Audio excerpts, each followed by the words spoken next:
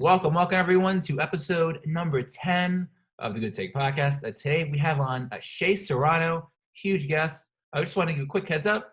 He is going to be, this one's going to be audio only for today, at least the part with him. His camera was not working. So we would talk to Shea from Mount Everest or wherever. We did want to give a heads up to our listeners that for this part of the podcast, that will be just audio only. And then in the second half of the episode, we'll be doing some instant reaction to the NBA draft lottery results. We'll be looking at some screw-ups from this week in sports media. Should be a great time.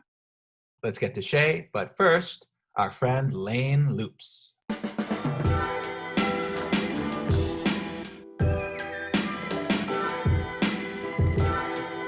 What's up, everybody? Welcome into episode 10 of the Good Take Podcast. We've hit the double digits, and it's a great guest to have on for this milestone episode. You know him from Grantland, from The Ringer, from countless different books and essays and other projects. We're joined by Shea Serrano today. Thank you so much for stopping by. We really appreciate it. What up, boys? What up? Doing good? I'm doing as well as you could be doing in the circumstances that we're all in. Yeah, that makes sense for sure. We really appreciate you coming on. We just sort of have a few different questions about your career and sort of the current events of the sports world and things like that. So I think we're good to get into it. Yeah. Let's do it. First off, sorry, go ahead. I was saying, let's do it. All right. No. So first off, we both really love your story. It's kind of unique in these days. I mean, starting off as a teacher, just writing on the side to make extra money, and then you get discovered by Bill Simmons. So first off, we are both curious, like when you were just like starting to write on the side, did you ever dream of getting to this point? Like, did you ever actually think that you would get to where you are? And then do you think it maybe teaching sort of gives you like a unique skill set for what you do in fact do now? To answer the first part of the question, Yeah. No, this was not like a job that I was trying to chase down. This was just a thing that I was doing to make a little bit of extra money. I really liked teaching. I was a teacher for 9 years. I thought that was going to be the job that I was going to do for the rest of my life. So it wasn't like a dream of mine to be a professional writer or author or podcaster or whatever. So no, that wasn't like something I was actively pursuing. And then for the what was the second question? So just like how does teaching maybe does that skill help you, or if it doesn't, but how, I think it's a unique thing that not a lot of, I see a lot of guys on TV are, they're like kind of just jocks. They kind of scream and debate and all that type of stuff. Right. Now there are a few different things that you learn from teaching that are helpful when you are writing, like a very practical one that people are like, you can hear it and go like, oh, okay, I get it, is when you're a teacher, every day you have an objective of some sort, like a literal objective that you write on the board. So today, by the end of class, the students are going to know how to do this thing. Like, every day you're doing a new thing. So for example, it might be on the board today. By the end of the day, the students will know the 8 phases of the moon or whatever. And then everything I do in that 45-minute stretch of class, or if it's like a block scheduling, an hour and 20-minute stretch of class, everything I do will be like in the pursuit of having the students learn that one specific thing. And I write my stuff in a very similar way. Everything that I write, every book chapter, every short story, every article, there's like a one thing that I want for the reader to take away from it or to learn from it. There's a point I'm trying to make. So everything that I write in that piece is in pursuit of that objective. Those two things are very, very similar there. Some writers write in an opposite direction where they like write around what it is they're wanting to say, but they don't say it explicitly. I always go the opposite way. I do it like, I'm going to tell you exactly what I want you to know. By the end of this article, I'm going to need you to know why Damian Lillard is the most exciting player in the playoffs right now. And then I'm going to, you know what I'm saying? Then I'm going to write my way toward that. So by the end, you go like, even if you don't agree with it, you understand how I got there. I was going to check how you're going to finish that sentence, but yeah. Nice. Yeah. Go ahead. Yeah. No. So obviously one of your big breakthroughs, and you've talked about this before, was landing with Bill Simmons' kind of media network and empire. How Uh-huh. exactly did he discover you? What was that feeling like? That was actually this woman named Molly Lambert. She was writing for Bill at Grantland. She saw a thing that I wrote. I was freelancing at the time for this place, for a bunch of places, but one of them was called LA Weekly, which is like the alt weekly in Los Angeles. They're not around anymore in the way that they were back then. But I wrote a thing for them. She saw it. She passed it to the editor. She messaged me on Facebook. I have a screenshot of it actually saved because it was like a big moment. It was 2012, and she messaged and she said, "Hey, I read this thing you wrote. It's cool. Do you have any interest in pitching Grantland?" And at the time, I didn't know anybody who was working there. The only thing I knew about it was that Bill was running it and that everybody wanted to work there. All of the writers wanted to work there. And so when they reached out, I was like, yeah, of course I want to do that. And I started pitching them that way. I wrote for them for a few months, a couple of months before I had any contact with Bill. It wasn't actually until they offered me a part-time job, and I emailed him because we were like, you get like a group email to the Grantland staff or whatever. And so I saw his email on there, and I messaged him and I said, "Hey, I don't know if you know that this happened or not, but like I got a part-time contract to come work for Grantland, and it's really cool. And like I've been reading your stuff for a long time. Thank you so much." And then he responded back. He said something like, "Of course I know that you got the job. It's my fucking website. Welcome to the team," or something like that. Like something very Bill Simmons-y, just to let you know, like he's plugged in with all of that stuff. So yeah, that's how all of that happened. It all came through Molly Lambert. Cool. Yeah. And now, you've got the different, the books, basketball, other things, which I don't know if you can see it, but I've got it back here in my display. I could see it. Yeah. The rap yearbook, movies and other things. You've done essay collections about The Office and Scrubs. One of the things I really like about those is the illustrations from Arturo Torres. I think it just adds so much to it. How did you get connected with him to work together? I was working on the rap yearbook. I knew that I needed an illustrator for it. Originally, I was when I signed the contract for the book, I was supposed to draw all of this stuff and illustrate everything. But I waited too long to start on it, and then I realized I wasn't gonna have time to do it, so I wanted to just hire someone. And I was in the process of looking for illustrators, and I happened across a flyer that he had done for this rap group that I like called The Outfit Texas, and it looked exactly like what I wanted the art to look like. He has this very interesting style that is kind of comic booky, but not really. But when you look at it, you can tell this guy loves drawing. So I reached out to the group. They connected me to their manager. She connected me to Arturo. And then I just got him on the phone and asked him if he would draw some pictures for me. That's awesome. And it's really awesome too. I think we both sort of admire, like we said, like how you sort of just came from sort of an unlikely path. And then you mentioned to us too, like how you got to help the young ones, like before we came on. Yeah. So I want to ask you, just like I believe around 3% of journalists are Hispanic, and you have through things like you have a scholarship fund to try and help propel kids to maybe follow your path, or to at least give them as good a shot as possible. How did you start that, and why was it important to you to want to sort of give kids that opportunity? Well, it's important because writing is not a job that they tell you about when you grow up in certain neighborhoods in the country. It certainly wasn't one that they presented to me as an option when I was growing up in South San Antonio, like a bad part of town. They were like, "Hey, do you want to work at the tire shop, or do you want to do landscaping with your uncle, or do you want to fucking paint houses?" Like those were the options, that sort of shit. They didn't, I didn't know that this was a thing you could do for money until somebody gave me money to do it.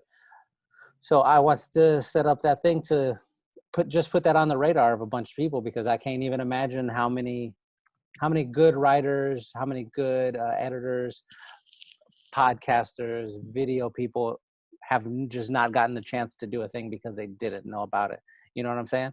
Like even now, my kids, Sure. I have three sons. The youngest one, the baby, is already, he's like going around telling people he's a writer, and he does like little comic books and stuff like that. Like that's just an option that's available. So yeah, so he like, just because he has seen that as a viable path, now he's like, oh, that might be a cool thing to do. That there are a bunch of people who just didn't get the chance only because they didn't know that it was a thing that could be done. I got to tell you, I have done construction work as a job. I've done landscaping as a job. I've done all of that stuff, and writing is fucking way better. It's way easier, and you don't have to carry anything heavy, and you don't have to go outside when it's hot, and they give you money to do it. It's great. I would recommend it to anybody. Makes me feel better about our career path, Alexander. No, definitely. We did want to ask you about sort of a few different current event things. We both know you're a big WNBA fan, obviously very vocal about it online and things like that. What do you sort of think, as I feel like the conversation is changing around women's athletics in general, what do you think of the way sort of the WNBA players are treated in the larger sports world right now, and how do you see that changing, or where do you see it going? It's trending upward, definitely. Mm-hmm. It's just becoming more and more visible. More and more people are supporting it, which is good. They're slowly starting to put more resources into it, which is good. They just signed that new collective bargaining agreement, so the salaries went up a little bit. Yeah. I think, there's still a long way to go, but it's headed, it seems, at least in the right direction, slowly, but we're getting there. Mm-hmm. Nice. Now, for our most hard-hitting question, we both wanted to know how devastated were you that the Spurs' 22-year postseason streak is officially dead, and where were you when it? Where were you the last time they failed to make it? Where were you in life? Where was Shea Serrano at in his life? Oh shoot, that was, what was it, 22 years ago? So in the 90s, sometime. I was a teenager. I was just out in the streets, ripping and running, just hanging out with my friends and doing things we maybe should not be doing, or who knows. Yeah, I wasn't too like broken up about it. It was not a thing where it wasn't unexpected. You anticipate this part of it. I'll tell you what's been interesting though is the playoffs prior to this had always carried a certain amount of pressure, particularly during that stretch when Tim Duncan was just sort of running things. And it was like every single season there was the expectation that you could win a championship, that maybe you should win a championship. And that's a really hard thing to do. And you only do it, fortunately they did it 5 times, but mostly you end up not doing it. And that like leans on you a bit as a fan, especially like you're always a little bit nervous when you get to this part of the season. But this will be the first time I can remember that I'm just watching the playoffs fully carefree, basically. Like there's no team that I'm going to be heartbroken if they lose, or you know what I'm saying? Like it's just a different. We actually relate to that a lot. Yeah. Since the Warriors are finally, same deal. Yeah. Sort of going off of that, sort of on the Spurs. Do you have any like sort of thoughts on the off season now? Sort of an ideal off season situation heading into next year? No, we have some good young players. I would like to see them get a chance to like go do what they do on their own. We still have a couple of older guys on the team that will slowly start to fade into the background a bit, I imagine. But it's time for the rebuild. I think Pop is just about done. I imagine he'll announce his retirement after they do I guess they're not doing the Olympics now, but that's what I thought was going to be like the end point for him. But he'll step out probably. Hopefully, like Becky will slide in. I think that'd be a good fit, and then we'll build it up from there again. See what happens. Nice. Now you did mention like possibly writing about Dame being the most exciting player in the bubble. Is that something that you like believe in? And how do you think the Blazers can upset the Lakers? How optimistic are you after one game? Oh no, I don't think they have a chance to beat them in the series. No, I don't think so. I think LeBron and AD are just too good. They always give you a game like that where something crazy happens, and everybody on the perimeter for the Lakers was miserable. It didn't score any points. That's just gonna happen every once in a while. But Now Dame is super super fun. He to me is the one guy like you have to sort of tune in and don't miss this game. You know what I'm saying? I didn't even watch game 1 of the Bucks Magic series. I was like, I don't care about this series very much at all. But the Blazers series, I was like, let me make sure I have a game set up. I've got my like little snacks. I want to watch and see what Dame does. And then he fucking did it again. It was incredible. By the way, what's your like your go-to snack? I mean, I'm a big like hummus guy, especially with like some hot sauce too. Like if I'm watching a game. Yeah.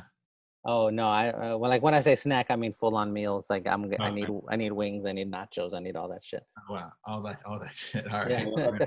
Both those are great sports foods. So, but besides Dame, do you have like a favorite player, storyline, series from these playoffs, or anything that's standing out to you? I'm really interested in the Clippers Mavericks series. I thought the Mavericks really got cheated out of a game they were about to steal in game 1. Kawhi is super super compelling. I think he's just so much fun to watch in the playoffs, especially when he just becomes the best player on the planet. Like you can see it happening in the games where he's like, all right, it's time for me to take over. Like all of the very best players can do that, but he can do it to a degree that is undeniable. I really, really liked last year in the playoffs, my favorite game. This was not even a game that the Raptors ended up winning. Game 5 of the finals. Yeah, that game 5 when Kawhi was just like, all right, let me go get this shit. And he's like 10 points in 2 minutes or something like that. He was just unreal. And you know, Steph and Clay did what they do and fought him off. But watching Kawhi have those stretches, it's just so much fun. Now, do you harbor any resentment towards him? No. We were, I mean, this is like a controversial take in San Antonio. A lot of people are still very upset about the way that he left or that he left at all. But I feel like he left to Toronto. He came back. He played in that game. We all got to boo him. We all got to get it out of our systems. Afterwards, him and Pop had a hug. Pop was like, all right, that's enough, everyone. If Pop says that's enough, then I'm cool with it. I was also curious. There's been a lot of talk in the last few days about like Dame being better than Steph. You know, well, obviously Oakland guys. We also, I don't know. Sometimes Alex and I both scoff at, I don't know, sort of I don't know, at the way the media sort of treats different players differently. We're already seeing this morning so many people being like, oh, like LeBron playing in front of fans is so hard. Like poor him. As I don't know, I think Alex and I both hold you in esteem as one of the more thoughtful guys and rational media guys, you know, that in the whole sphere. Do you just look like the way the game is covered? Like, how do you look at it? And I mean, personally, I think, you know, it has played somewhat of a role for why the ratings have been down in the last year and a half. How do you sort of view the way the game is covered? And is there a way you would like to see it covered differently, perhaps? No, I enjoy the way that it's covered. I enjoy the conversations that come out of all of this stuff. It's just a lot of fun to watch, to participate in, to listen to. Before this phone call, before this podcast rather, I was watching on YouTube the clip from the show of that Shannon Sharp and Skip do, because I wanted to see like what did Skip and Shannon have to say about the Lakers game. And then like after that, okay, I had already watched the Nick Wright one. You know, I've got like my list of people who I want to see all their stuff or listen to the things that they're saying. I get a fair amount of joy out of all of that stuff. Sometimes that's more fun than a few of the games every once in a while. Mm-hmm. That's fair. I don't think that Dame is better than Steph though. I want to make sure that I say that. All right. Yeah. There's been a lot of like, man, like especially everyone was like all over Steph for not having won a Finals MVP. You know, totally saying, oh, he doesn't show up. Like even this morning, Max Kellerman was like, oh, he doesn't show up in big moments, even though and Dame does, even though Steph's like beat him, you know, every game he played in the playoffs. I don't know. Sometimes just and I know like where I'm a Steph homer, but just sometimes it just really just like, I don't know, it just grinds my gears, as they like to say. Go ahead, Alex. No. Steph, you can't. I don't think that's like a legitimate argument to have against Steph. He should have won the finals, the finals MVP that went to Iguodala for sure. But we're talking about Like, literally the greatest shooter in the history of the game. of the game. Nobody on planet Earth has ever been better at shooting a basketball than Mhm. Steph Curry. What are you talking about? What are we doing? Exactly. And I think one of my issues too was like when people talk about Steph not having won a Finals MVP and how dare you, and now even Stephen A. Smith last night says Dame is like the best. He tweeted that Dame is the best player in the NBA right now. So I mean, Dame's never even been to a final. So clearly, the Finals MVP isn't that important. You know what I mean? So just stuff like that. Just is occasionally, Well, yeah, is but occasionally bothersome. that's part of it. None of that is by accident. You know what I'm saying? Like that, the whole reason that all of that Yeah. stuff exists is so that we can all talk about it later on, further down the pyramid. But it's great. I enjoyed it. All right. So, because I know sometimes people will say things just to provoke, but you think like, I don't know. Do you think that that's most of it then, or is it just like? Do you think No, that's? I think some people do genuinely believe that. Again, I think Dame is the most exciting player in the bubble right now. Like I don't think there's any denying that he's doing some things that we've not seen before. But if I have to pick one of these two, and then like I get their entire career, I gotta go with Steph. I've just watched him do it too many times in those big games. Mm-hmm. I mean, I think a big part of it though is the sports media world, and the media world in general is very reactionary. It's very instant. You have to instantly respond to the shot or the game or the quote or whatever. It has to happen instantly. And as a result, I think people become very bad at placing things in greater context and being able to step back and kind of look at the bigger picture of career and accolades and things like that. They just look at what's going on in the moment. And right now, since Dame is going off, it creates kind of a recency bias, since people are in the media are so trained to just sort of instantly react to what's happening in front of them. You know what's funny? What y'all will notice as your career goes on and you two become bigger names and more famous, and then now people are like watching y'all's stuff on YouTube and listening to that. Everybody behind you will always know that they know more than you, and they have like a better grasp on history than you. It's gonna happen to y'all, same as what y'all are doing right now to everybody else. I do the exact same thing. That's just how the game works. But you're gonna, or just keep that in mind when you guys become famous, and then there's gonna be a podcast where they're gonna be talking about you two this exact same way. It's gonna be awesome. They don't know what the hell they're talking about. Can't wait for it. I would be profoundly honored. Yeah. We did want to ask you, all right, just sort of going back to something you were saying a little about how you didn't feel a huge need to watch the opening game of the Bucks series against the Magic. And one thing we both noticed is that they gave Giannis and the Bucks sort of the earliest time slot on day one, like the morning opening game, and rather than like a prime time slot. What do you think about, like, because he's the reigning MVP. We both think he should win it again. Like, how do you see sort of the way he gets sort of covered, the amount of attention he gets as compared to other like superstars, especially being in a small market too? Yeah.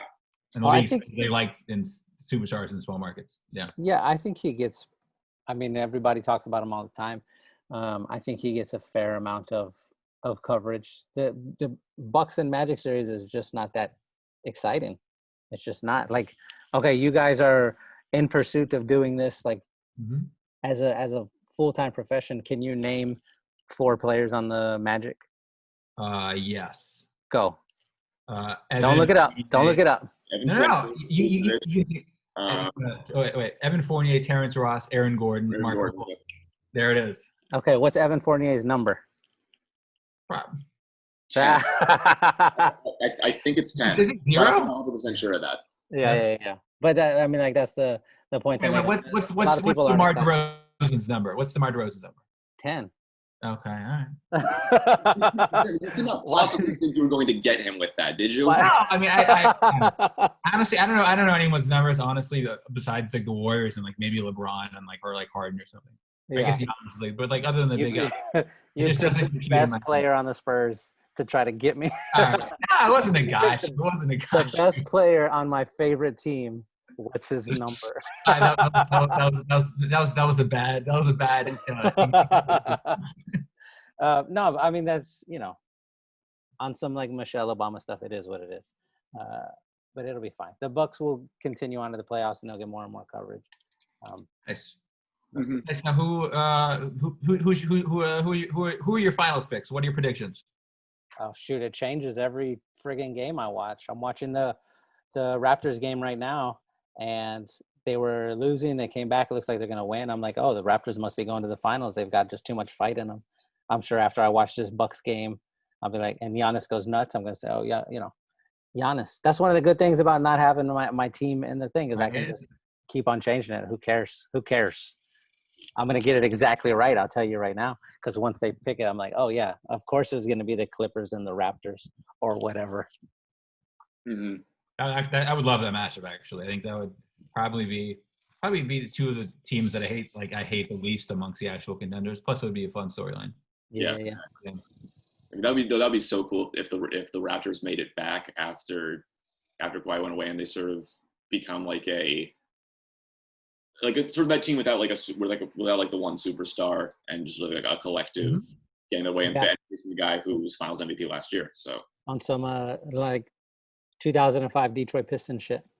Yeah, 2004. Or four. Sorry. Yeah, no, five. They made the finals and lost. 5 was my favorite one. I was about to say my favorite Pistons series. Is that your favorite of the 5 Spurs championships, or? No, 2014 is my favorite. Okay, that makes sense. So, how many days did it take you to? How long were you just hidden in your room after Game 7 in 2013? Like after Ray Allen and then after Game 7? How long?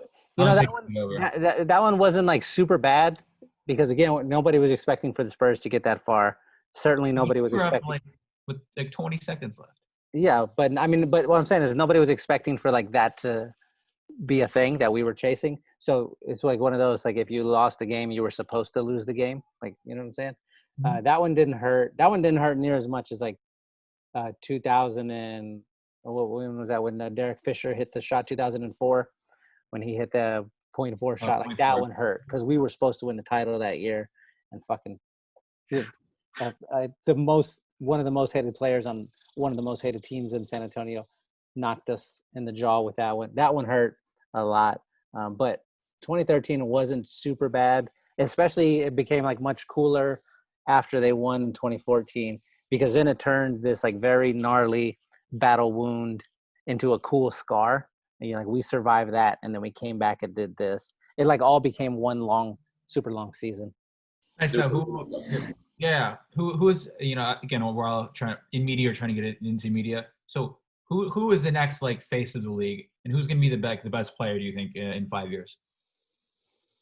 Oh, I think you probably have to bet on Giannis. You just have to assume he will develop that jump shot, just like what we saw with, there's a very similar criticism that LeBron had early on in his career where, just back up off of him, make him shoot a 17-footer and you're fine. But he'll get that, and then he'll be pretty much unstoppable. Him and Luka are so much fun. I think Luka would be my answer actually. Yeah, Luka would be a very solid pick, dude. I tweeted about this the other night. A few months ago, a buddy of mine, this guy named Josh Luber, who I think he co-founded StockX, that company that sells like shoes and whatever. They sell all kind of stuff. But him and I were talking, and he was like, "Hey, you need to buy some of these basketball cards because this basketball trading card market is going crazy right now." And I'm like, "Yeah, whatever. Like, I got a couple $100. Let me get. What should I get?" And he told me to get a Luka Doncic rookie card. So I bought one that was a few $100s.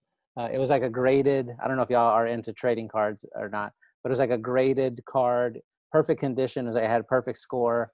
A limited edition thing, whatever. It was a few $100s. I bought it, and then I checked it the other night during the Mavericks Clippers game, and it was like almost $9,000 is what it was going for on StockX.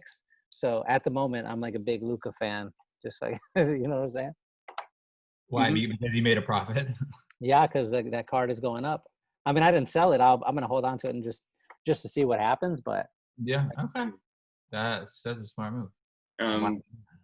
Just one other player in terms of face of the league stuff. Obviously he hasn't played in a ton of games yet. But what about Zion? What do you think of sort of his potential? Because he was so hyped coming out of high school and stuff. Yeah, he's cool. I gotta see him play more. But I would hope that he's able to do all of the stuff that he was doing in college. It's such such a force. Everything he does just looks cool. And he had that one great thing right at like his first scrimmage game where he got loose and had a big dunk, and you're like, oh, okay, he can do this against the professionals too. Then he ended up getting hurt shortly thereafter, but yeah, I would like to see him. I think dark horse pick Fred VanVleet. Let's go with Fred. How odds that the Knicks offer him a max contract? Oh, it's a very high, 85 to 95%. 85. Oh boy, you're not joking even a little. I'm not joking even a little. They're gonna go after Fred and Norman Powell for double max contracts. let's give Norman Powell. Let's why does it? Dolan might as well shell out like I don't know, a tenth of his net worth. Did y'all watch the Jazz Nuggets game, the first one? Like playoffs or the the playoffs when Donovan and Jamal were going. Yeah, I watched like the end. You mentioned that y'all are in different cities, right? Right now, but we grew up together in the Bay Area. Yeah. Do y'all watch games together like on Zoom or something, or how does this work? We haven't, but we'll text. We'll text. Okay, I got you. All right, I was just curious about that. Yeah. Okay. I mean, there's like Zoom Netflix stuff, right? Or there is like that does exist. But yeah. We haven't. Yeah, maybe we should. Anyway, we wanted to wrap up with something cool. Go ahead, Alex. Yeah. We wanted to ask you a question that sort of crossed over your love of basketball with your love of movies. And so like in the 90s, you had like Shaq who did like, Kazam and Steel and things like that. You had Dennis Rodman do Double Team with Jean-Claude Van Damme. Who's like a current NBA player you'd like to see do a movie a la Shaq, a la Dennis Rodman? Oh, well, we've seen LeBron in the movies. He's pretty good. Mm-hmm. We've gotten Blake doing his acting thing. He's pretty good too. But the one player who I would be most interested in watching do something like that, I think the guy who seems like just the most naturally fun is Kyle Lowry. He seems like the best hang, and I just want to hang out with him. So I would, if he was in a movie, I would absolutely rent it or watch it or go to the theater to see him like in a fucking buddy cop movie or a whatever. Put him in it and I'll go watch it. Oh man, did you mention a movie theater? What's a movie theater? What is that? It's been so long, man. Long. That's like one of the things I'm dying to. Other than like going to like a sports game, that's like easily at the top of my list. Yeah, this was the first year that my sons and I have not gone to a Spurs game. Or I guess no, that's not true. We went at the beginning of the season. I'm lying. We went during the Spurs when the Spurs and Clippers played at the very beginning of the season. But yeah, we usually go to like a couple games every year, and we usually go to 2 games every year. And I was really excited this year about going because when we lived in Houston, the 2 games we would go to would be the 2 games when San Antonio would come to Houston. So it's like we're gonna go watch the Spurs play. They play 2 here, 2 in San Antonio, 2 in Houston every season. And so the boys and I would all, first it was just me and the twins. Then it was me, the twins and the baby, and then me, twins, the baby, and Laramie. We would all go together. And so when we moved to San Antonio, I was really excited about not having to only watch Spurs Rockets. So like the first one we went to was Spurs Lakers. And then we did, I wanted to see the Joker. So we went to Spurs Nuggets, stuff like that. But yeah, this fucking season has sucked. I thought we were going to do 10 games this year and we did 1. Nice. Now, last question. What is LaMarcus Aldridge? No, I'm just kidding. Just joking. That's my guy. That's my guy now. He's been balling out.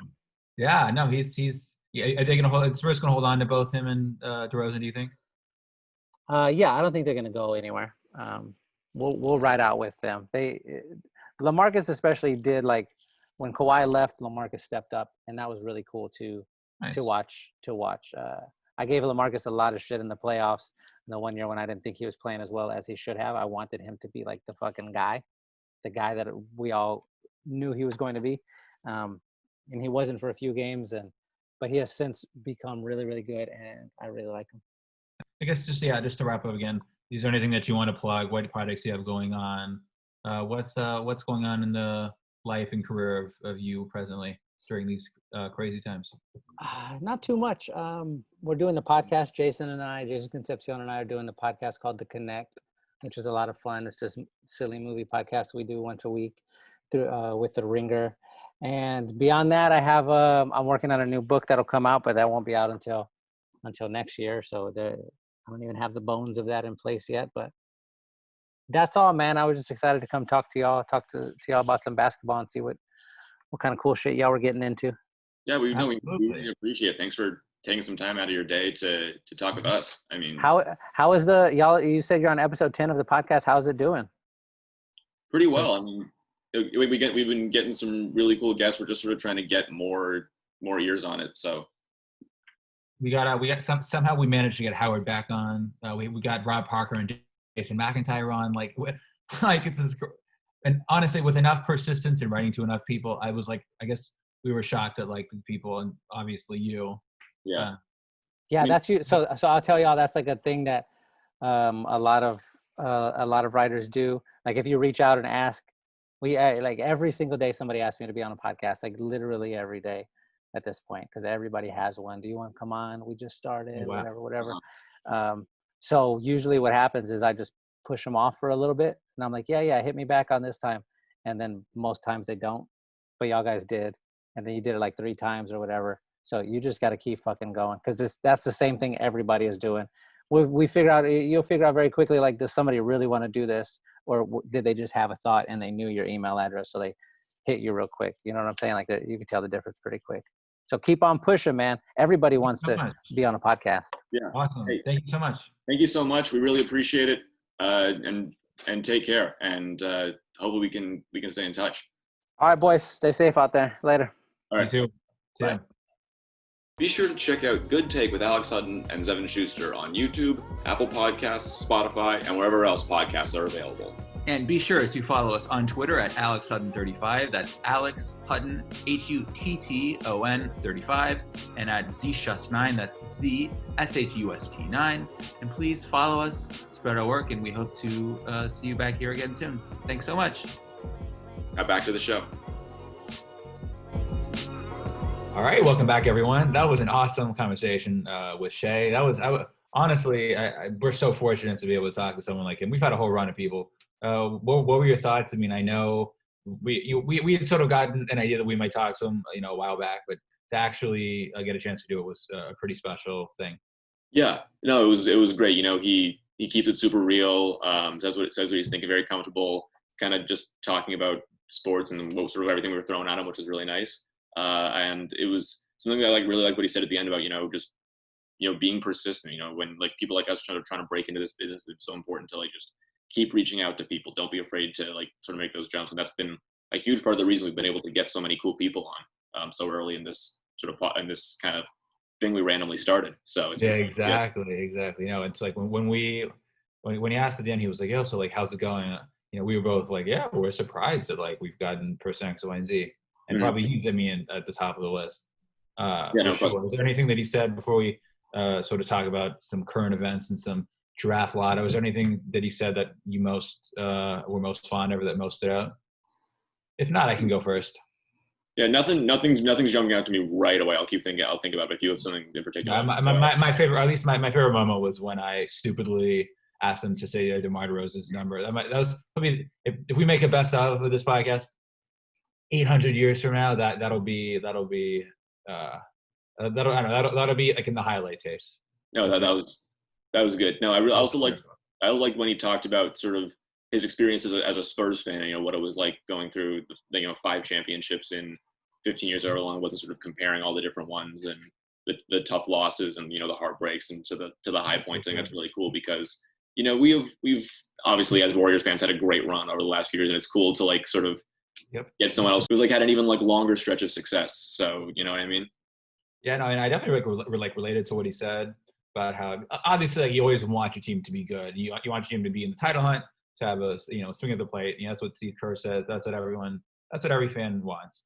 But I mean, he did say like, this year not even being in the playoffs, just having a chance to not be stressed, just watch as a fan, not have any constant anxieties. There is a little bit of something about that that's nice, which again is only something that you might think or be afforded to have if you've been in the mix for years, which we've had and they've really had. But I could definitely relate to them. And actually, on that note, let's transition to the draft lottery. perfect segue. You and I both just watched it. We wanted to tape right afterwards. Yeah, I This mean, should it ended like 20 minutes ago. So ended like 20 minutes ago. This should post a day or two after, but it's pretty recent analysis. So especially in the vein of next year and maybe the Spurs, the Warriors getting back on point. I have so many thoughts on the draft lottery, but I will let you take the first crack at it. Yeah, we'll as Warriors fans, we'll definitely talk about the Warriors. I just want to say, yes, we will. What I want to start by saying is, dude, the Knicks. I mean, like, it kind of makes me wonder if maybe they really did rig the 85 draft lottery so they could get Patrick Ewing, and this is like the NBA's way of making up for it, of like, saying, hey, like this is our way of saying, like, evening things out, like, because every year it feels like the Knicks end up with the losers of the lottery, and it happened again this year. I mean, this year it happened even worse. Like, it was a more extreme drop, and like if I am like in that 3 to 3, 4, 5 range, or I'm one of those teams, I am like spamming Scott Perry's phone right now, trying to see what kind of trade I can get to get for them to jump up. So I was texting with a Knicks fan friend of mine, a former camper. And he was like, number 2, F your team, BS. It was like rigged like 85, kill me. Y'all are loaded now. Like the whole, he's all mad. But I mean, honestly, for me, I sort of thought the Knicks might actually get the number 1 pick this year, just because like, oh, like this year we get it. Like, why couldn't we have got it last year? What is Zion? Why? Like, I mean, I'm sure we might not hear about this for 20 years until like 30 or 30 might, until something might leak out. A part of me still thinks it's not that it's likely, but there's at least a possibility that if the Knicks win the lottery and then Zion therefore goes there, that there's at least a possibility that KD and Kyrie decide to sign there, right? The former Big Three. Yeah. The fact that, I mean, you don't want to go sign for RJ Barrett. That's obviously a lot less enticing. I mean, I'm not saying that it would have happened or that even that it's likely, but I think we'd be deluding ourselves if we didn't say it was at least a possibility, right? No, if Zion goes to the Knicks, that they don't decide. And I know KD's like, oh, I was never going to go there. Like, dude, he was definitely thinking about it based on what literally everyone was saying. So, like, I honestly thought the Knicks were going to get the number 1 pick this year, or at least that they might, just because like it would be funny in terms of like, oh, like now you want to throw us a bone, like great. But the fact, I mean, they did fall out of the top 3, they didn't fall out of the top 5. Like, man, I have to say it. I mean, I'm at school now, but I'm going to set my mental DVR to Stephen A. Smith tomorrow morning, as I'm sure a lot of people will. Mm-hmm. Yeah. What do you think Stephen A. Smith is going to say tomorrow? The New York Knicks. I don't know, but I will say there will be a great new batch of great memes. No. Like, last year, like when he was like, besides this great face, like this is one of the worst days in the history of the New York Knicks. It's the classic things. Oh man, and it's funny. I mean, obviously the Knicks have a crummy enough history drafting as it is, kind of Cleveland Browns-esque or Golden State Warriors-esque from the 2000s. Yeah. So we'll talk about who we think they might pick. But let's transition for a bit. Yeah. 2 of the top 5. There was 2 teams that jumped up into the top 4. You had Charlotte and you had Chicago. Actually, in the Warriors World Prediction top 5 thing, actually, and if you guessed it close to right, then they were going to give you slides. I actually picked the Bulls to get lucky going to the top 4, so maybe I'll win them. But what type of, we were texting about the Charlottes. Oh Lord, about the Hornets and what they might do with the pick. What do you think is a good fit for those 2 teams? Yeah, no, I like the Hornets getting a pick. I think Devontae Graham's a really good player, and having him sort of another young player to go along with him, I think Obi Toppin might fit in pretty well there. As for the Bulls seem to be turning a corner. They got rid of Paxson and Gar. They're bringing not Gar. Lauri Markkanen? No, I mean, yeah, they brought in Lauri Markkanen. They overhauled the front office, getting a new coach in. I gotcha. Zach LaVine is really coming into his own. Tomas Satoransky, I think, is very underrated. So I like their potential. I think they're real. The Bulls are really big winners here, obviously, because now they're along with all those guys. Maybe get a small forward someone at the 3. I've been worried that they might try and snab our guy Denny, so I'm glad we slipped in ahead of them. Mm-hmm. Yeah, no, Denny would definitely be a good fit for the Bulls. I agree. So do you think anyone's going to trade down? I guess we can talk about the Warriors now. I mean, wait, first of all, before we do that, we have to mention, boy, oh boy, was it great, because when Rachel Nichols had said, oh, like that means it was a double jump, like 2 teams jumped into the top 4. Like we were talking before we get on, like I was doing the math in my head, like, okay, wow, then that means, someone's one of the top 3 who had 14% is going to fall to the 5th spot. So I was like, oh, like crap, like maybe it was us, crap. And then they pull out the Cavs card, and I was like, oh yes, I think the Warriors beat the Cavs again. This is like, gosh, I should just set my watch to it. This is like kind of, it's like Rosh Hashanah, Yom Kippur, death taxes, and the Warriors just outlasting and outperforming the Cavs. I mean, even on accident. I mean, did you see before the draft lottery, Steph sent out a tweet like, lock in Dub Nation, which is what he does for every game. He's like, lock in Dub Nation. I guess this is kind of weird, but let's get it. Yeah. Sure enough, that's all that it takes. And the Cavs just get dispatched yet again, just like easy peasy pumpkin squeezy. So I did want to say that was really awesome to to watch them crash and burn, at least somewhat, and to outlast them. That was cool. Did you take us some solace in that before we? No, yeah, no, sure. No, I was very happy to see the Cavs drop to 5, and like once I saw the Warriors were gonna get top 3, it was like it became like just more satisfying. And I'm very, as a Warriors fan, I'm very content with number 2. It would have been great to get number 1 and just sort of control everything, but number 2. And you asked about trading down. I can't, like, I'm not gonna make a prediction will somebody trade down, because this is what I guarantee you: some teams are gonna make a hell of an effort to. Some teams are really going to, I think, especially with the way the Knicks fell. A lot of they're gonna want to get. I mean, the Knicks front office executives may have to buy new phones and change their phone numbers with all the I mean, I'm not sure how much they're going to be able to use their phones with all the constant calls and texts. Probably. I think the Knicks couldn't the Knicks trade like RJ Barrett and 2 unprotected first for the Warriors for the 2nd overall pick? They can just do that. I mean, what the heck? Why not? I mean, I think that little bit too much to probably be asking. How about 4 unprotected first round picks? Oh yeah, no, we're gonna go full Paul George to the Clippers here. No. Oh my gosh, please, dude. Honestly, I still think the Knicks are at least going to try to get LaMelo. They're gonna, because I think Minnesota is going to try, and I think they're going to draft Anthony Edwards. And so again, Lonzo went number 2. The Warriors are at number 2. I think the Knicks wouldn't want Lonzo or LaMelo to fall past 2, because then he'll probably get picked, or likely, or at least might get picked.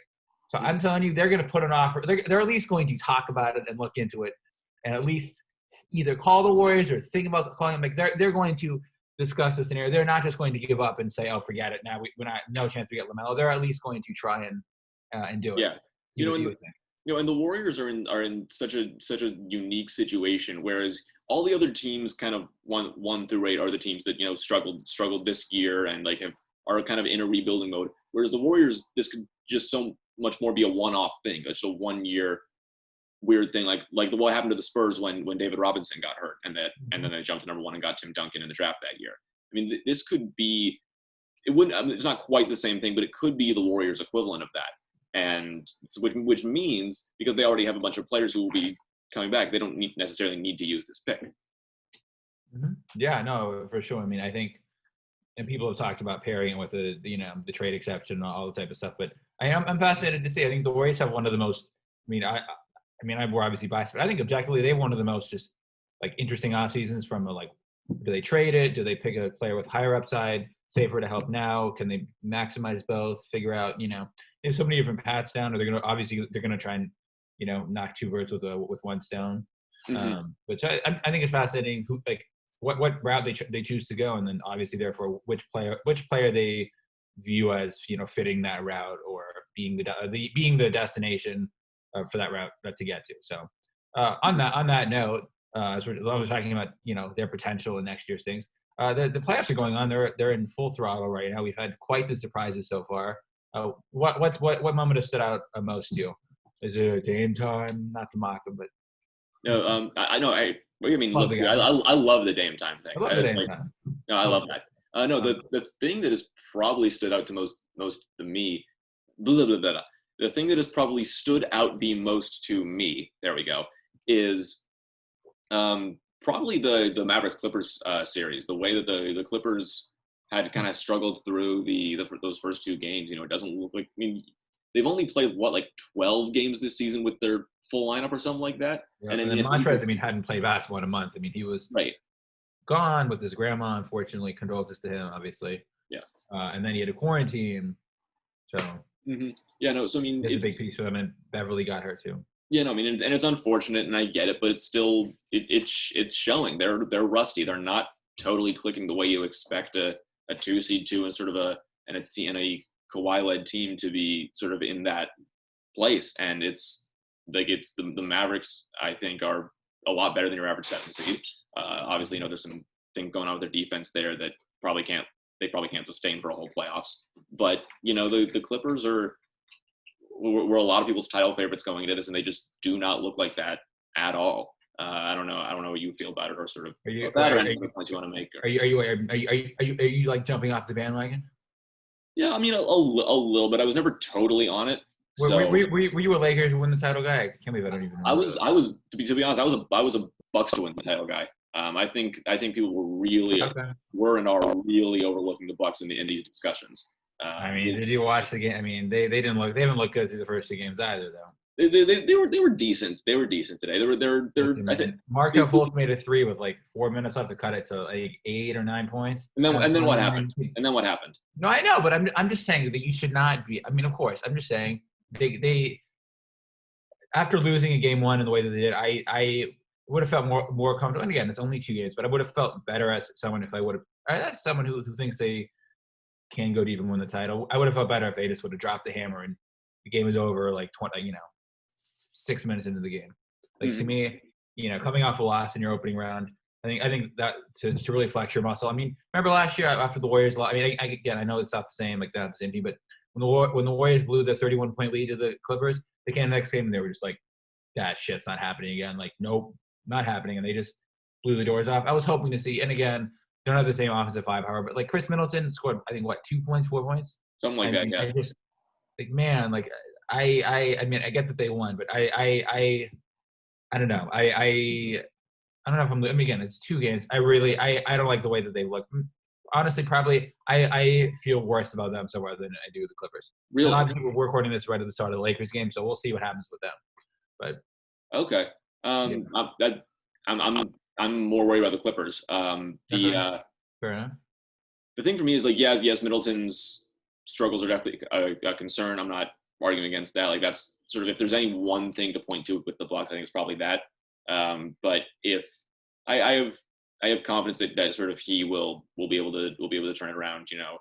A good shooter like that doesn't stay cold for too long. So I think whereas with the Clippers, it's just more of like a team-wide feel thing and the way they're sort of working together on the court. So although I mean, Paul George was terrible too, and he's in foul trouble. So I mean, he's not. I mean, could we say the same about him? And then plus, I mean, the other thing is, I mean, gosh, I mean, the Clippers are too good of a defensive team to get. And I know the Mavericks have one of, if not the best offense ever, but the Clippers are too good of a defensive team to get annihilated the way that they have.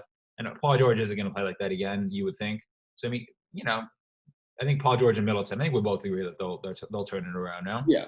One of the big concerns with the Clippers for me was what the Mavericks were able to do last game with Luka on the bench in foul trouble. Like that's like seriously disconcerting, I think. No, for sure. I mean, he picked up his 5th foul with like 30 seconds into the 4th quarter, and I was like, all right, this is the Clippers opening. I'm like, right now, this is their time.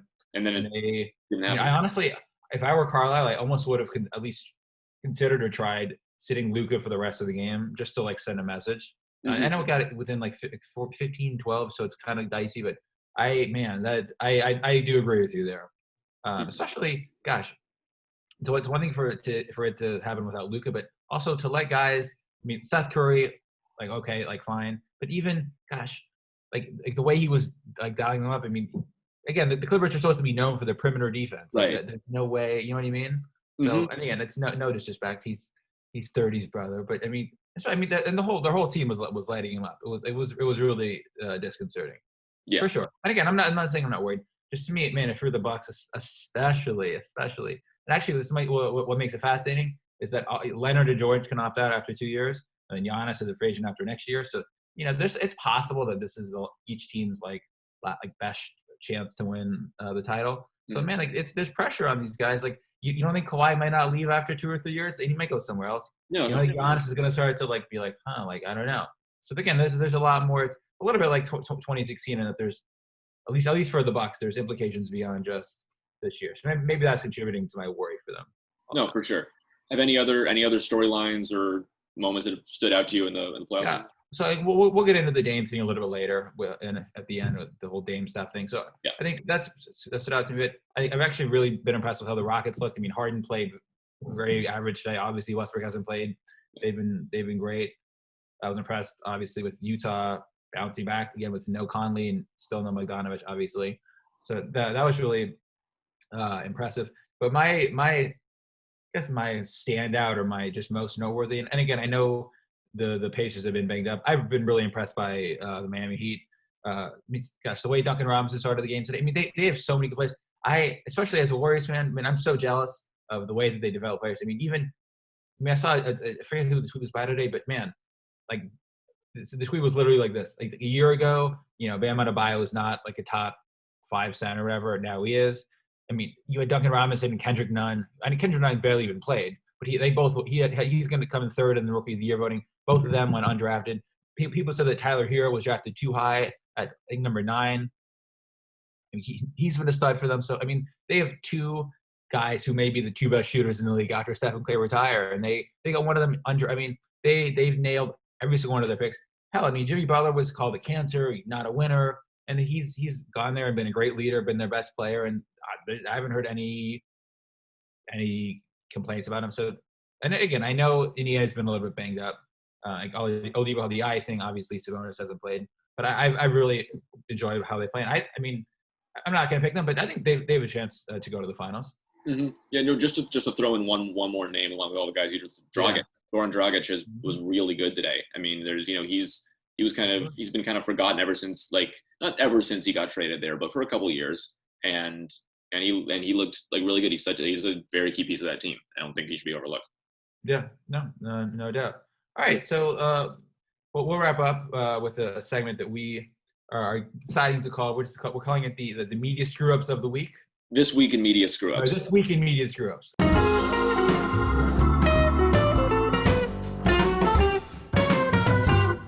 Right. We did like to paint ourselves, not paint ourselves, but we do sometimes scoff. I probably come through like, oh, like it's annoying how this media person said this. And again, I do want to say what Shea said. Everyone thinks they know the most, and when you're coming up, you feel like you know more than the guy who's ahead. Like I get that, but this week we didn't want to say, like, there were a few especially bad and noteworthy ones that we wanted to make light of, or maybe rant a little bit. So on that note, take it away. All right, yeah, I'll go first. The first one I wanted to point out was the people talking online about Kristaps Porzingis getting ejected in Game 1 of the series against the Clippers, like we were just talking about. Nick Wright. Nick Wright. And I mean, I don't want to single him out too much, but he was one of the voices on that, of course. But let's just start by saying that yes, that ejection was complete BS. Like, he did not deserve to get ejected and clearly flipped the game and all those things. But a lot of the same people pointing that out are the same people saying that things like the Draymond Green suspension in Game 5 of the 2016 Finals didn't matter. And I just find that so ridiculous, because that moment, which was a BS suspension in and of itself, clearly flipped the tie of that series. I was at Game 5 in 2016. You were at Game 5, yep. Like, people were like, I don't know if LeBron would have made it off the streets of East Oakland that night. I mean, talking about Dame doing the East Oakland, and LeBron, there was some venom for that. Like, there was literally the traffic signs that night. Sorry to cut you off. There was the traffic signs that night. Sometimes it's like the electronic ones where it's like, don't go past 10 to 15 miles an hour, or stop up ahead, like one of those. One of the signs, I think it's posted on our page. Like, it might even still be saved in my phone. One of the graphic or the electronic traffic things said F LeBron. And then, again, you can look at my Instagram. Like, I sent it to you, like, every shoot around touch, every layup line touch. People were booing him, first of all, during warm-ups. I've never seen that before or since. I mean, like people were just such an attitude, like you got to be effing kidding me. And again, that doesn't mean the Warriors didn't choke in 5, 6, and 7. It doesn't mean Steph and Clay didn't play well, and doesn't mean that Game 7 wasn't a blown opportunity. Like two things can be true at once. But anyway, I don't want to take your. Yeah, no. I mean, I didn't have a ton more to say.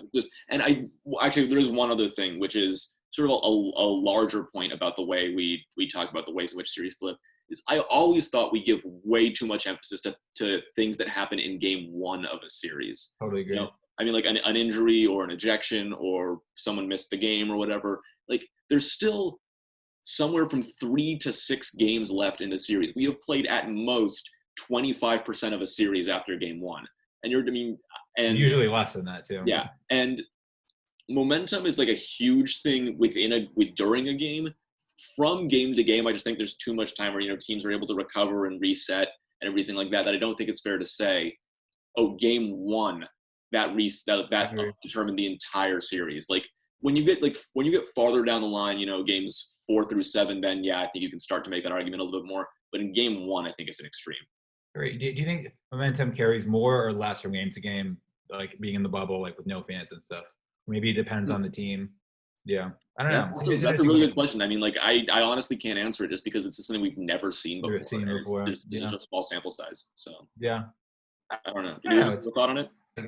Maybe to answer my own question, I think maybe for the Mavs, they might give them more confidence. They don't have to go on the road. But maybe for the Clippers, well, like, oh, we know we're good, so this won't carry over because we know we're fine. So I'm sure different teams can spin it different ways. But all right, so for my one of my media screw-ups of the week, emphases, points of contention. This has gotten a lot of publicity, so I'm sure this is not something new. But Max Kellerman had said, well, Dame Lillard, or quote, Dame Lillard is like Steph Curry, but he's a Steph Curry who shows up in big moments. And to that I say, LOL, crying emoji times 100. I mean, are you kidding me? Okay, first of all, so let's go through the obvious ones. In the playoffs, again, team sport, but in the playoffs, Steph is 10-0 against Dame. Oh, but he's the better team. Oh, really? Because without KD, he's 6-0. Oh, but the Warriors still a better team. Oh, really? In the conference finals last year, with this great team, Clay shot 37% from the field in those 4 games.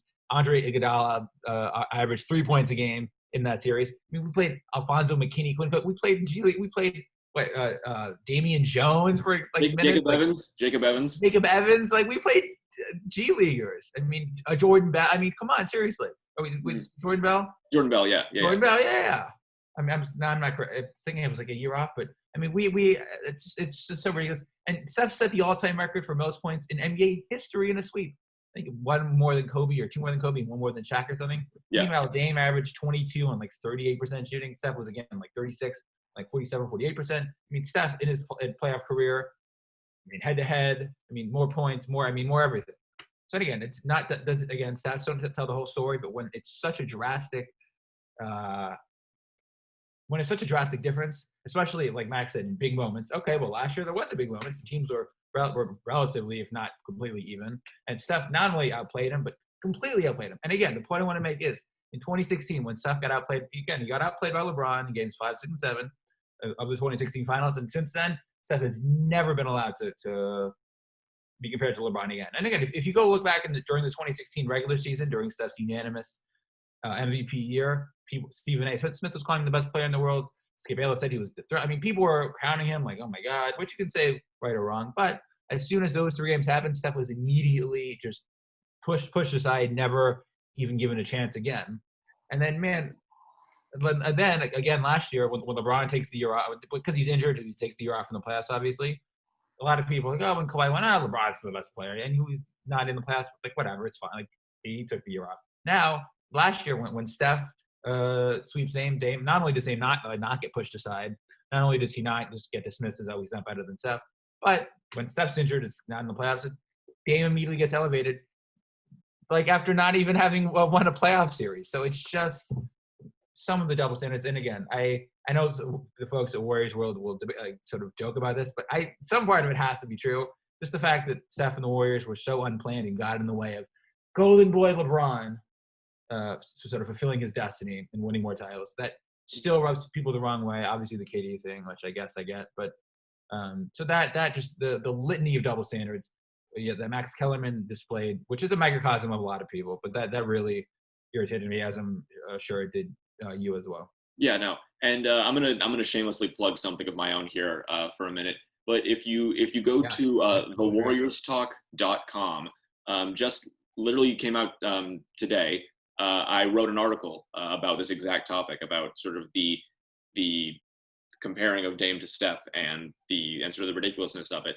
And the big thing that I sort of focused on, my sort of main theory behind it, is that it's something we were talking about with Shea, actually, is how the media, at the sports media world, particularly the NBA media world, because of the constant news cycle and social media and all these things, become prisoners of the moment and just get caught up in what's happening at this exact time. Dame's going crazy and Steph is not, because they missed the playoffs. Oh, that must mean the Dame is better than Steph. And not enough people step back and look at the whole context. So I agree with you, and that's a problem. And one of my issues is, all right, if we always do that, that's fine. Were people saying that a lot last year, like with Kawhi, like were people like with LeBron last year, were people just rushing, begging for someone to be better than LeBron? I mean, maybe I missed it. I don't remember that. I feel like a lot of people. It was a little, but not to this level, though, right? Not to this extent. I don't know. I do feel like a lot of people were ready to give the best player in the world crown to Kawhi a little bit quickly last year. Okay. I mean, do you think it was after game one? No. The playoffs. Of course not. Yeah, right. No, exactly. And I mean, this quickly, and not this. I mean, not to this. I mean, right? I mean, maybe I'm wrong, but. No, I mean, I can't. We can't, like, obviously. It's not like a statistical thing you can put numbers on, but I do get what you're saying. So. All right. My turn. Your turn. All right, let's go for it. The other thing I'm focusing on this week in media screw-ups is the desire of some certain people. Just to name a few names: Ramona Shelburne, Rachel Nichols, Dave McMenamin, Colin Coward. Probably some more that I'm not thinking of. But mom's brother, my mom's sister's brother's cousin, janitor, the plumber. What's the thing from Spaceballs? Like your brother's cousin's sister's ex-roommate's landlord. No, but anyway, like the repairman. Yeah, exactly. All these media people using narratives over stats, on-court impact, record, things like that to drive awards. What my challenge to our listeners is this: go on, find something that's making a case for LeBron James for MVP this year, and count the number of times they use an argument that has nothing to do with the actual basketball being played right now. Give a few examples just to give people an idea.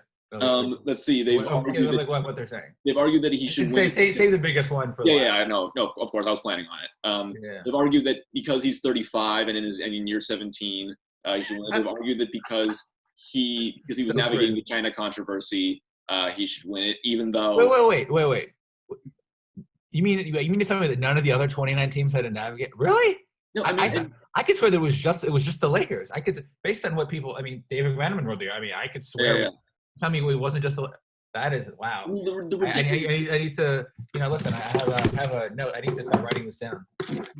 And the ridiculous thing about it to me is that yes, a lot of different players messed that up. LeBron might have messed it up the worst of any individual in the He helped stoke the flames. How did he navigate anything? I think all the players deserve criticism, of course. Uh-huh. I mean, LeBron. I mean, none of them made it like that as much worse as LeBron did. That doesn't make grammatical sense, but you don't understand what I'm trying to say. Yeah, no, but then I think we can get to the big one now, which is the one that's really not funny and really just, I think, kind of sad more than anything else, is the need to use Kobe's death to give the MVP, to try to give the MVP to LeBron.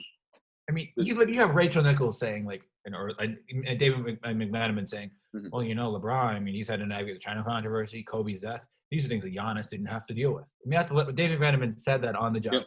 Rachel Nichols had said similar things. Like, I don't remember exactly word for word, but I'm paraphrasing, but that is what she said. Mm-hmm. I got blocked on Twitter for admonishing. I think I co-tweeted her, but she must have saw my disgust, which is fine.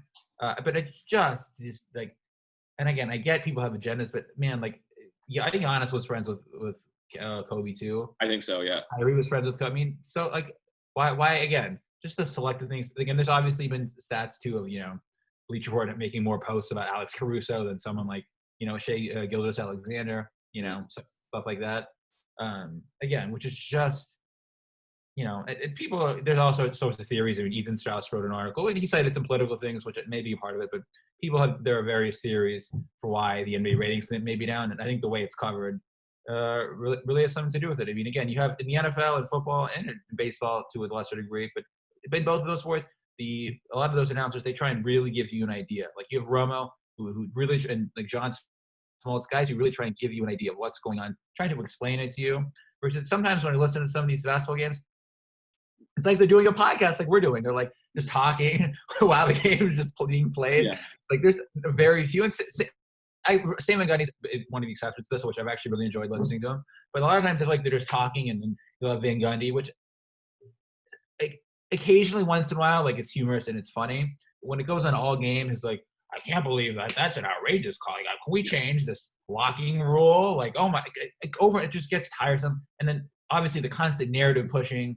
And again, we talked about how we're back with the narratives. And again, some narrative is fine when you're constantly spoon-fed and force-fed these things. It gets really tiresome. Yeah, no, and I think also the same things over and over. I think sort of going off of what you said, NBA like color commentators get to complain a lot more than color commentators in other sports get to. Like I feel like if someone if a broadcast like color commentator in another sport complained about his sport as much as Jeff Van Gundy complained about basketball, like on the air live during the game, I don't know if they'd stick around very long. And like it's just, I know it's just it makes the game less fun because I love basketball and it can be kind of annoying. I mean, I don't want to single out him because that implies it's just a and then again, there's also a lot of guys who constantly talk. I mean, no one's talked about Anthony Davis' free agency this year, but they're talking about Durant, they're talking about Giannis. I mean, just the less of the like. And again, I love someone like Tim Legler is great. Stuff like that was about the game and the X's and O's. Like, I'm sorry, a lot of guys like, and again, I get some stuff is needed, but after a while, like just the constant narratives and the free agency, like again, it's gonna make people think that that's the most significant thing, so that they'll only tune in for those things, and that everything that happens in between is less important. And again, that brings me in everything. Championships are bust. And okay, so in the regular season, why should we watch? Mm-hmm. Again, obviously, some LeBron, Steph are on the West Coast, but I mean, you can't tell me the way the league's covered hasn't had something to do with the fall and rating. I completely agree. All right, I think you got one more. All right. Well, I have one more, and then we'll wrap it up after this. But we're taking a dump on the line. Maybe we'll explain in future episodes why we have a sport, not a real life hate, but a sports hate for that man. Again, he's done great things in society, but sometimes the media and the commentators surrounding him, it's just, I don't even want to say toxic. It's just beyond utterly insufferable. So again, you have this week, you had people like Joe Varden, Ryan Clark, who's a football player who should know better than to make lame excuses. You had, Kendrick Perkins saying like, oh my God, like Lakers, blaming on the Lakers coaches. But again, you had Joe Varden, Ryan Clark, many others saying, well, man, it's so hard, not playing. It's really hard for LeBron. I didn't realize how hard it was going to be for him not playing without fans. And LeBron said I thought he was the only player playing without fans. I didn't realize that. Yeah. Like, seriously. So like there's that. Also, you have LeBron himself who's like, I'm going to keep bringing it up, but this is different. It's without fans. And again, this isn't part of what I'm going to say, but I just thought of it. Well, LeBron has said, we have things going on. And the media asked him, well, what's going on? And he's like, I don't want to talk. I'll tell you when the cameras are off. I mind your business, basically. So he trying to plant the seed for an excuse in case things go wrong. But we'll leave that for the next time. But the media cronies is what I'll call them, trying to sort of roll with this flow or go with this wave to, it's hard for him. There's no fans, and you have Ryan Clark saying, oh man, he's been playing in front of fans since he was 16. It's really hard. Dude, y'all call him the GOAT. You guys hold him up to such a high standard. You're telling me if you're actually going to talk about him like this, then you're telling me that you actually don't think he's the GOAT, because if he's this easily, taken down, or if he's this easily affected, exactly, then he's not the GOAT. Do you think Michael Jordan would have? I mean, I think people and again, obviously LeBron's obviously not the GOAT. It's a ridiculous argument, but I also don't get tired when people say, well, Michael Jordan would have done this. Like Michael Jordan would have eaten less slices of pizza. Like, oh my God, like it gets overly like I'm like, okay, we get it. But do you think Michael Jordan would have like planted like an excuse to the media? No. And then do you think if you were in this situation, would he A, be complaining, and then B, have media folks alongside him just like complaining, or at least not even complaining. It's like subtly, like they're never gonna come out right and be like, it's not fair, no fans, like come on. But they're gonna make it just subtle enough to be like, it's been hard. Like LeBron's really, it's having been a difficult time, and so just that constant carrying the bags for LeBron, especially for something that's just ludicrous. And as again, you mentioned, every team is going through the same thing. I just, for the life of me, I don't get why. Again, if he's the GOAT, I don't understand why they feel the need or the urge to do that. It really annoys and irritates me. And one thing we talked about or texted about or Twitter DM'd about, or however we communicated about it, was yeah, exactly. This has happened after they have lost one playoff game. Not a series, not facing elimination. One game. Game 2 is going on right now as we tape this of the Blazers series. He has lost one game, and what is going to happen if the Lakers don't win the championship this season? Like, I don't know. Like, I'm almost like not ready for the amount of stuff that is going to come up if that happens. Oh, but LeBron had a runny nose, Al. He had a runny nose. And Anthony Davis had the sniffles, and he had like athlete's foot. What are we ever going to do, man? Maybe we'll send them some bubble wrap and so I'll send them like I can't even remember the Jewish holiday where you send a gift basket, a Purim gift basket. There you go. Should make me feel better. Yeah.